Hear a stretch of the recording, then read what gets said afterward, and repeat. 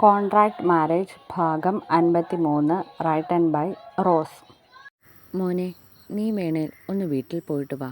ഞങ്ങളെല്ലാവരും ഇവിടെയുണ്ടല്ലോ. ഭദ്ര കണ്ണു തുറന്ന് അവളെ ഒന്ന് കാണാതെ അവൻ ഇനി വീട്ടിലേക്കെന്നല്ല ഒരിടത്തേക്കും പോകില്ലെന്ന് അറിയാമെങ്കിലും അവൻ്റെ ഇരിപ്പും കോലും കണ്ടാണ് അങ്ങനെ പറഞ്ഞു പോയത്. ഭദ്രയ്ക്ക് കുഴപ്പമൊന്നുമില്ലെന്ന് അവളെ നോക്കുന്ന ഡോക്ടർ വന്ന് പറഞ്ഞിട്ട് പോയതോടെ ചന്ദ്രികയുടെ പകുതി പേടിയും ഭയവും പോയിരുന്നു. ഈ കുറഞ്ഞ സമയം കൊണ്ട് ഭദ്ര തങ്ങൾക്കിടയിൽ എത്ര പ്രിയപ്പെട്ടതായി മാറിയെന്നുള്ള തിരിച്ചറിവ് കൂടി അവർക്കുണ്ടായി. ഇത്രയും നേരമായിട്ടും അദ്ദേഹവും പോയിട്ടില്ല.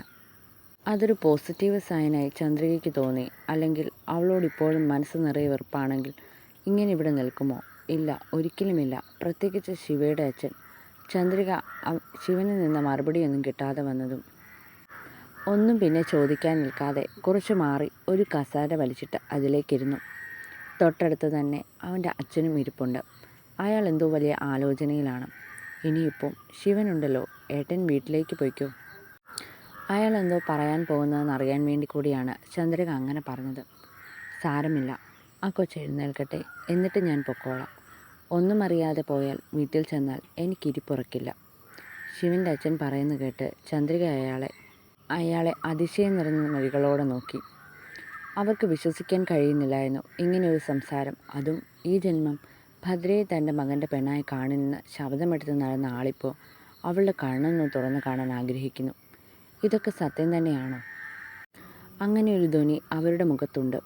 അത്രയും പറഞ്ഞിട്ട് അയാൾ പെട്ടെന്ന് നോട്ടം മറ്റെങ്ങോ ആക്കിയപ്പോൾ തന്നെ ചന്ദ്രയ്ക്ക് മനസ്സിലായി തൻ്റെ മുഖത്തേക്ക് നോക്കാനുള്ള പ്രയാസം കൊണ്ടാണെന്ന്. അല്ലെങ്കിലും കുറച്ച് ദിവസമായി അവളോട് അധികം പോരിഞ്ഞു പോകുന്നില്ല. അവളെ ഇറക്കി വിടുമെന്ന് പറഞ്ഞ ആളിപ്പം അതിനൊന്നും നിൽക്കാതെ ഒതുങ്ങി അങ്ങ് നിൽക്കുന്നതാണ് കാണുന്നത്. പുറമേ അവളെ ഓരോന്ന് പറയുമ്പോഴും എന്തൊക്കെയോ ഒളിക്കും പോലെ ഒരു മാറ്റം. ശിവനെ പിണക്കേണ്ടി വരുമെന്ന് കരുതിയാകുമെന്നാണ് ആദ്യം കരുതിയത്. പക്ഷേ ഇതൊന്നുമല്ലെന്ന് ഇപ്പോൾ മനസ്സിലായി. കല്യാണി എന്തോ വാങ്ങാൻ വേണ്ടി താഴേക്ക് പോയേക്കുക. അവളെ കൂടി കൊണ്ടുവന്നത് നന്നായി. ഒരു സഹായത്തിന് അവളും കൂടി വേണം. എന്നാലും ആരായിരിക്കും? അതും വീട്ടിൽ വന്ന്? എത്ര ആലോചിച്ചാലും ഉത്തരം കിട്ടാത്ത അത്ര വലിയ ചോദ്യമൊന്നും ആയിരുന്നില്ല ചന്ദ്രികയ്ക്കത്. ആളാരാണെന്ന് അവർക്കാരും പറയാതെ തന്നെ മനസ്സിലായി. പക്ഷേ അതേപ്പറ്റി എന്തെങ്കിലും ഇപ്പോൾ ആരോടെങ്കിലും പറയാൻ പോയാൽ അതിൻ്റെ പേരിൽ എന്തൊക്കെ നടക്കുമെന്ന് പറയാൻ പറ്റില്ല. ശിവൻ്റെ ശാന്തമായ ഇരിപ്പിന് പിന്നിൽ വലിയൊരു കൊടുങ്കാറ്റുണ്ട്. അവൻ ഇങ്ങനെ ഇപ്പോൾ ഇരിക്കുന്നത് തന്നെ അകത്ത് കിടക്കുന്നവളെ ഒന്ന് ബോധം തെളിഞ്ഞ് കാണാൻ വേണ്ടിയാണ്. അത് കഴിഞ്ഞാൽ അവൻ ഇറങ്ങും. അവനെപ്പറ്റി പലരും പറഞ്ഞാണ് കേട്ടിട്ടുള്ളത്. അതൊന്നും അത്ര നല്ലതല്ല. നാത്തൂൻ ഇത്രയ്ക്ക് മനസാക്ഷിയും സ്നേഹവുമില്ലാത്ത ഒരു സ്ത്രീയായി പോയല്ലോ. എങ്ങനെ തോന്നി എന്നാലും സ്വന്തം മകളുടെ പ്രായമുള്ള ഒരു പെണ്ണിനോട് ഇങ്ങനെയൊക്കെ ചെയ്യാൻ? ചിലപ്പോൾ സ്വന്തം മകളുടെ കാര്യമായതുകൊണ്ടാകും. സ്വാർത്ഥത കൊണ്ട് മറ്റെല്ലാം മറന്നുപോയി കാണും. അതായിരിക്കും ഇങ്ങനെയൊക്കെ ചെയ്യാൻ പ്രേരിപ്പിച്ചത്. ആലോചിക്കുമ്പോൾ ദേഷ്യം തോന്നുന്നു. അവൾക്ക് എന്തെങ്കിലും പറ്റിയിരുന്നേൽ ശിവൻ അവൻ്റെ അവസ്ഥ അതാലോചിക്കുമ്പോൾ തന്നെ പേടിയാവുന്നു. ഇവിടെ ചന്ദ്രയ്ക്ക് പേടി തോന്നിയെങ്കിൽ ഇതിനൊക്കെ കാരണമായ രാജിക്ക് ഒരല്പം പോലും പേടിയില്ലായിരുന്നു. ഒരു നിമിഷം ശിവൻ്റെ മുഖം അവർ മറന്നുപോയെന്ന് പറയാം. അല്ലെങ്കിൽ അവനോട് തന്നെ ഇങ്ങനെ ചെയ്യാൻ കഴിയുമോ അവർക്ക്? അവളുടെ മരണം സംഭവിച്ചെന്നുള്ള വാർത്ത കേൾക്കാൻ കാത്തിരിക്കുന്ന രാജിയുടെ മുഖം കാണുമ്പോൾ ധന്യയ്ക്ക് പേടിയാണ് തോന്നിയത്. ശിവേട്ടൻ ഒരിക്കലും ഇതൊന്നും ക്ഷമിക്കാൻ പോകുന്നില്ല. അവൾക്കൊന്നും സംഭവിക്കാനും എന്തെങ്കിലും പറയാൻ പോയാൽ അമ്മയ്ക്കതൊന്നും കേൾക്കാനും പറ്റില്ല. ശിവേട്ടൻ്റെ വെറുപ്പ് വാങ്ങിക്കാതെ എങ്ങനെയും അവളുടെ ജീവിതത്തിലേക്ക് കയറിപ്പറ്റണമെന്ന് മാത്രമായിരുന്നു ആഗ്രഹം. കൂടെ എങ്ങനെയും ഭദ്രയെ ഒഴിവാക്കുക. പക്ഷേ അതിന് അവളെ കൊല്ലുക എന്നൊരർത്ഥമില്ല. അങ്ങനെ എന്തെങ്കിലും ഉണ്ടായാൽ അതിലൂടെ തന്നെ കൂടുതൽ വെറുക്കുകയുള്ളൂ. ഒരിക്കലും പിന്നീട് ഒന്നിനും ശിവേട്ടൻ്റെ ജീവിതത്തിലേക്ക് വെറുതെ പോലും കയറി ചെല്ലാൻ എനിക്ക് കഴിയില്ല. ഇന്നത്തോടെ അമ്മ ശിവേട്ടൻ്റെ ജീവിതത്തിലേക്ക് കടന്നു ചെല്ലാനുള്ള എല്ലാ വഴിയും അടച്ചു കഴിഞ്ഞിരിക്കുന്നു. ഇനിയുള്ളതൊക്കെ താനും കൂടി അനുഭവിക്കുക, അല്ലാതെ മറ്റൊരു വഴിയുമില്ല. ധന്യ രാജിയെപ്പോലെ തന്നെയാണെങ്കിലും ശിവൻ തന്നെ വെറുക്കുന്നത് അവൾക്ക് സഹിക്കാൻ കഴിയില്ലായിരുന്നു. അങ്ങനെ ഒരു കാര്യം ആലോചിക്കുമ്പോൾ തന്നെ വല്ലാത്ത പ്രയാസമായിരുന്നു അവൾക്ക്. ശിവൻ്റെ ശത്രുപക്ഷത്ത് തൻ്റെ പേര് കൂടി ഈ നിമിഷം എഴുതി ചേർക്കപ്പെട്ട് കഴിഞ്ഞെന്ന് ആ നിമിഷം അവൾ അറിഞ്ഞില്ല. ചെയ്തതൊക്കെ ഒരിക്കലും തിരുത്താൻ കഴിയാതെ തലയ്ക്ക് മീതെ വലിയൊരു വാളായി മാറുമെന്നും. സ്നേഹം അതൊരിക്കലും പിടിച്ചു വാങ്ങാൻ കഴിയില്ല. അത് മനസ്സറിഞ്ഞ് തന്നെ കിട്ടണം. അല്ലാതെ പിടിച്ചു വാങ്ങുന്നതൊന്നും നിലനിൽക്കില്ല. അതൊന്നും ആരും മനസ്സിലാക്കുന്നുമില്ല. എങ്ങനെയും ഞാൻ ആഗ്രഹിച്ചത് നടക്കണം. അതിന് മറ്റൊരാളുടെ ജീവൻ പോയാൽ പോലും ആർക്കും ഒരു കുഴപ്പവുമില്ല. ഭദ്രയ്ക്ക് ബോധം വന്നു.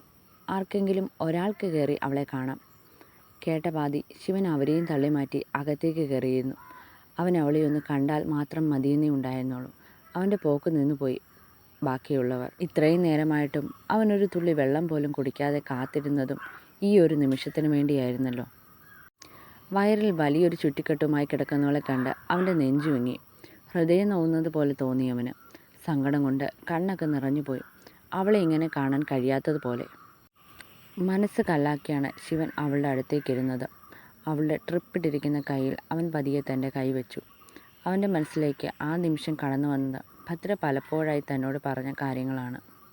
അവളുടെ ജീവൻ ഏതു നിമിഷവും തനിക്കൊപ്പം നിൽക്കുമ്പോൾ നഷ്ടപ്പെട്ടേക്കാമെന്ന്. അവളെ കൊല്ലാൻ കാത്തിരിക്കുവാരാണ് അവൾക്ക് ചുറ്റുമെന്ന്.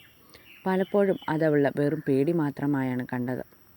എബിൻ അവളെ തട്ടിക്കൊണ്ട് പോയപ്പോഴും ഒന്നും പേടിച്ചെങ്കിലും ഇനി അങ്ങനെ ഉണ്ടാവില്ലെന്ന് കരുതി ആശ്വസിച്ചു. എനിക്ക് ചുറ്റുമുള്ളവർ തന്നെയാണ് ഇതിന് ചരണ വലിക്കുന്നതെന്ന് അറിഞ്ഞിട്ടും ഒരു നിമിഷം ക്ഷമിച്ചു വിട്ടു. പക്ഷേ ഇപ്പോൾ തോന്നുന്നു അത് തെറ്റായിപ്പോയെന്ന്. അത് വെറും തോന്നലല്ല, പരതം സത്യമാണെന്ന് ഇപ്പോൾ തെളിയുന്നു. അവന് വല്ലാതെ കുറ്റബോധം തോന്നി. താൻ കാരണം കൂടിയാണ് ഇങ്ങനെയൊക്കെ അവൾക്ക്. അവനത് ആലോചിക്കും തോറും നെഞ്ചു വേദനിക്കുന്നത് പോലെ തോന്നി. കയ്യിൽ ഒരു ചൂടറിഞ്ഞതും ഭദ്ര മെല്ലെ കണ്ണുകൾ തുറന്നു. അവൾ കണ്ണ് തുറക്കുന്നത് നോക്കി അവൻ അവളെ തന്നെ നോക്കിയിരിക്കുവാണ്. ആദ്യം കണ്ണ് തുറന്നതേ മുകളിലേക്കാണ് അവളുടെ നോട്ടം ചെന്നത്. ഒന്ന് അനങ്ങാൻ നോക്കിയതും എന്തോ വെച്ചു കെട്ടിയതുപോലെ അവൾക്ക് തോന്നി. അനങ്ങണ്ട, വേദനിക്കും. അത്രമേൽ പ്രിയമുള്ള ശബ്ദം കേട്ടതും അവൾ പതിയെ തല ചെരിച്ച് അവനിരിക്കുന്ന ഭാഗത്തേക്ക് നോക്കി. അവനെ കണ്ടതും അവളുടെ കണ്ണുകൾ തിളങ്ങി.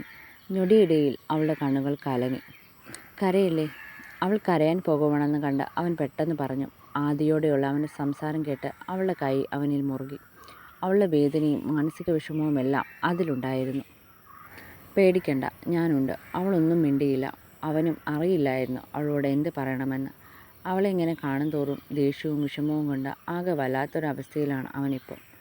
വേദനിക്കുന്നുണ്ടോ? മെല്ലെ അവൾ തല ചലിപ്പിച്ചു. മരുന്നിൻ്റെ എഫക്റ്റ് കുറയുന്നതനുസരിച്ച് വേദന എടുത്തു തുടങ്ങിയെന്ന് അവൾക്ക്. അതവളുടെ മുഖത്തു നിന്ന് അറിയാം. ഒന്ന് അനങ്ങാൻ പോലും പറ്റുന്നില്ല എന്നവൾക്ക്.